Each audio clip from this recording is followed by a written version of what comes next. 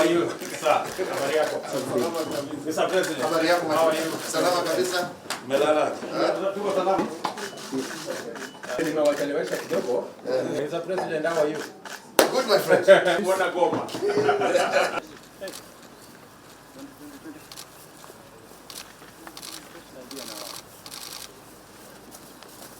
I commend Your Excellencies as the EAC heads of states for remaining steadfast toward ensuring implementation of the initiatives under the EAC-led Nairobi process, a fact that is unshared by various high-level engagements that have taken place since the integration of the Nairobi process into the EAC, but also for the financial commitment that you put into this process.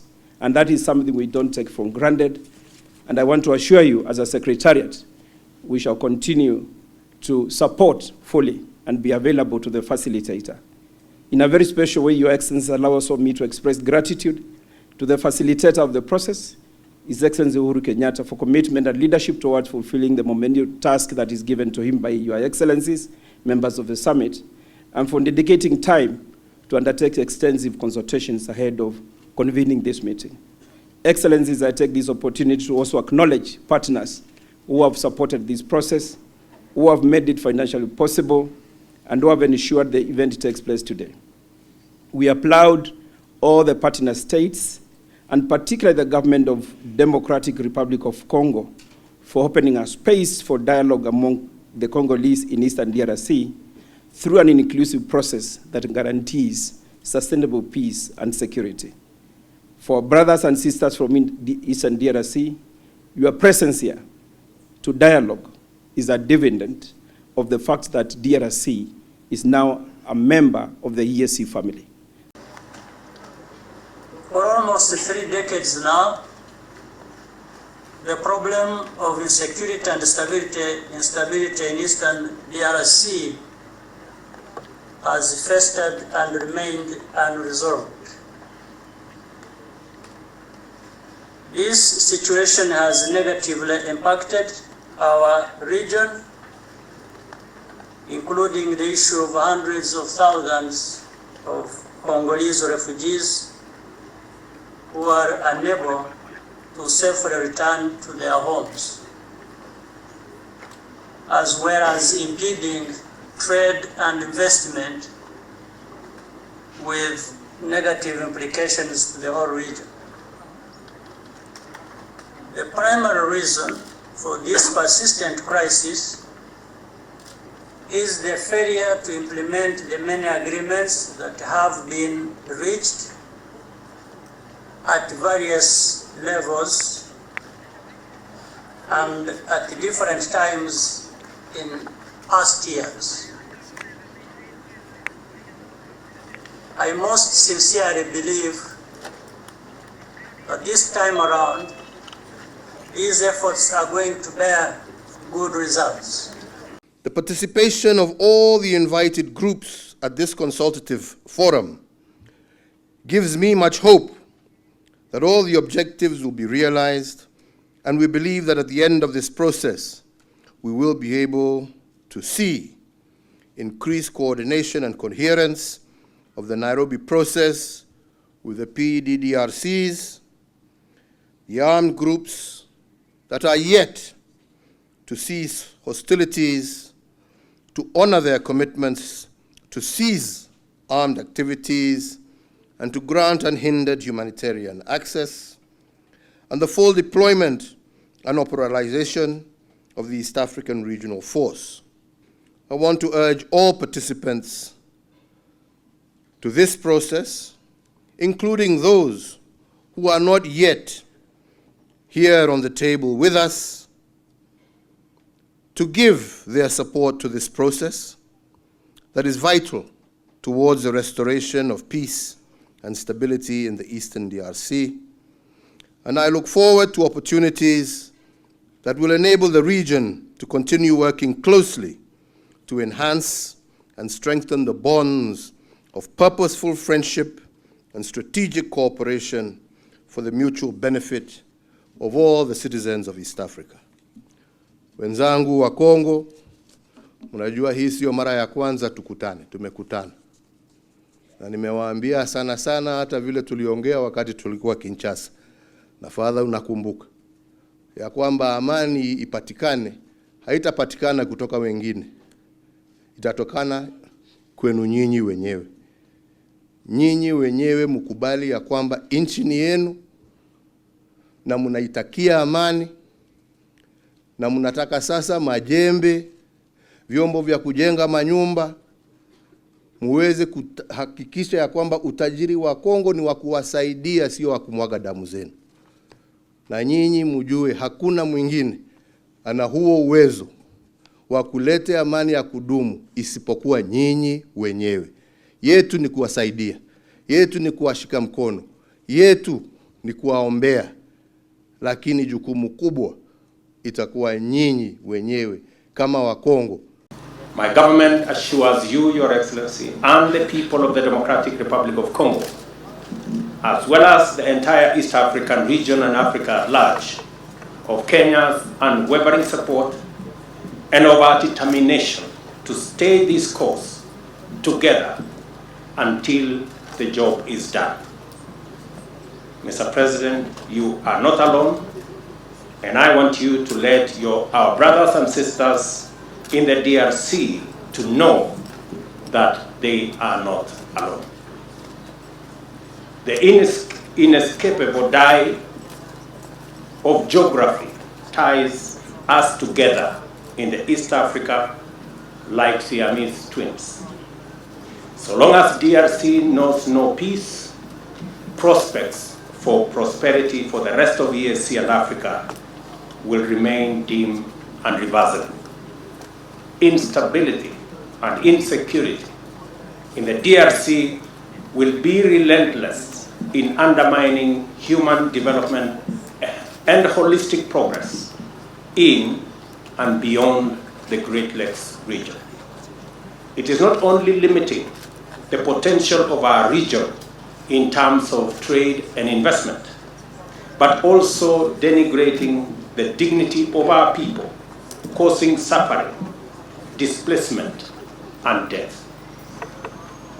In a world of 8 billion people with unrelenting climate change threats, the people of Africa cannot afford to seek help from beyond before exhausting our own proprietary innovative solutions. African solutions are closer at hand given the scope of economic opportunities of 1 billion Africans and vast underexploited physical and human capital. The state of the world behoves us to pull together and pull ahead, the odds notwithstanding. This is why we have taken a decisive position as heads of state of the EAC to do everything possible to find a lasting peaceful solution to this conflict. And I dare say we will not relent. Kenya is firmly persuaded that our well-being and destinies as peoples and nations of this region are intimately and intensely interconnected. Our security, stability, and progress, therefore, is dependent on that of our region and indeed on the rest of the African continent. Consequently, the pursuit of peace and stability is not only desirable and beneficial, it is the inevitable precondition for socio-economic transformation and shared prosperity. Kenya thanks the East African Community Secretariat and the African Union for the commendable efforts made so far towards implementing the decision and directives of the 22nd Ordinary Summit of the EAC Heads of State. I also take this opportunity to strongly reiterate the call for EAC member states, our partners, and other stakeholders to act swiftly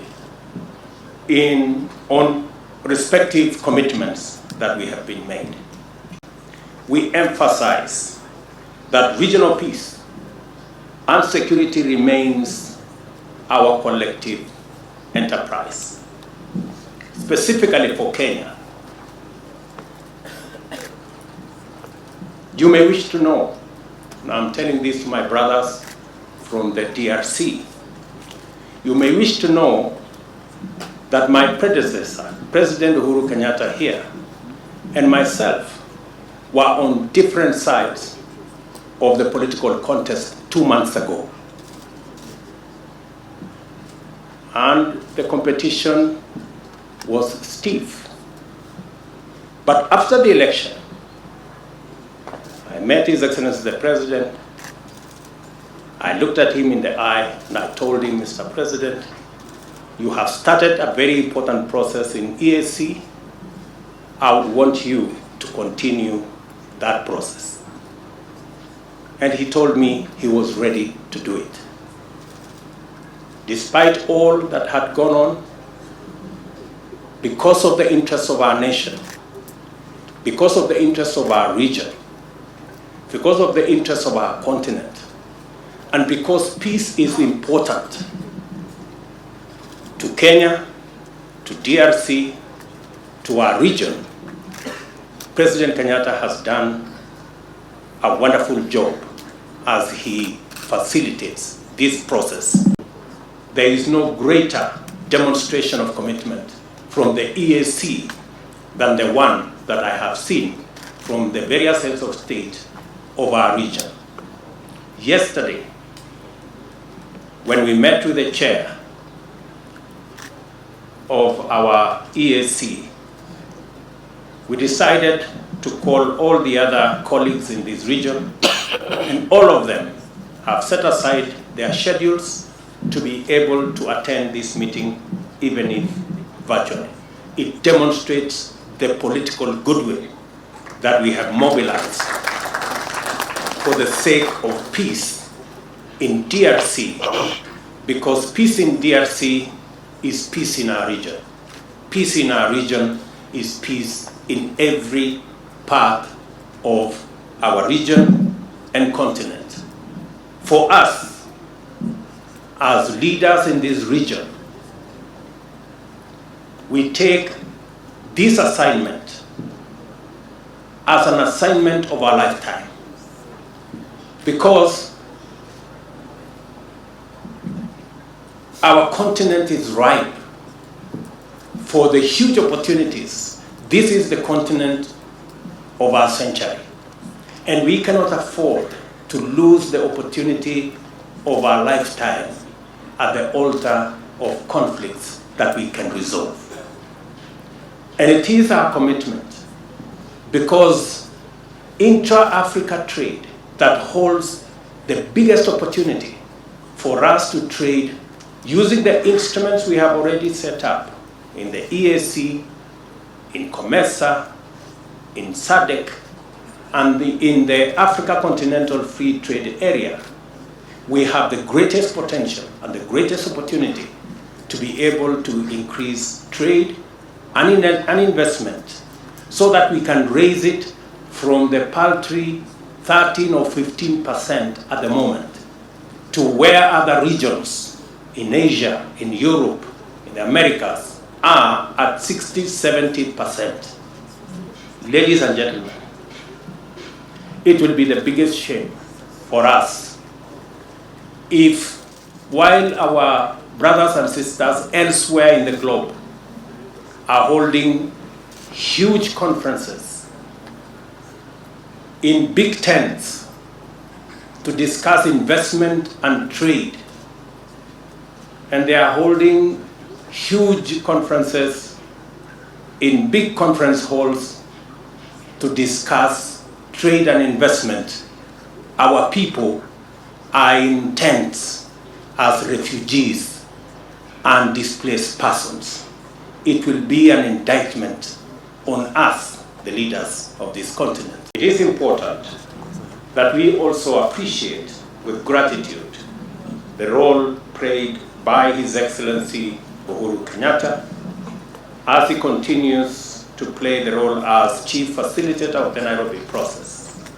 Mr. President, I salute your credentials as you champion peace in our region, and in particular with regards to the inter-Congolese consultative framework.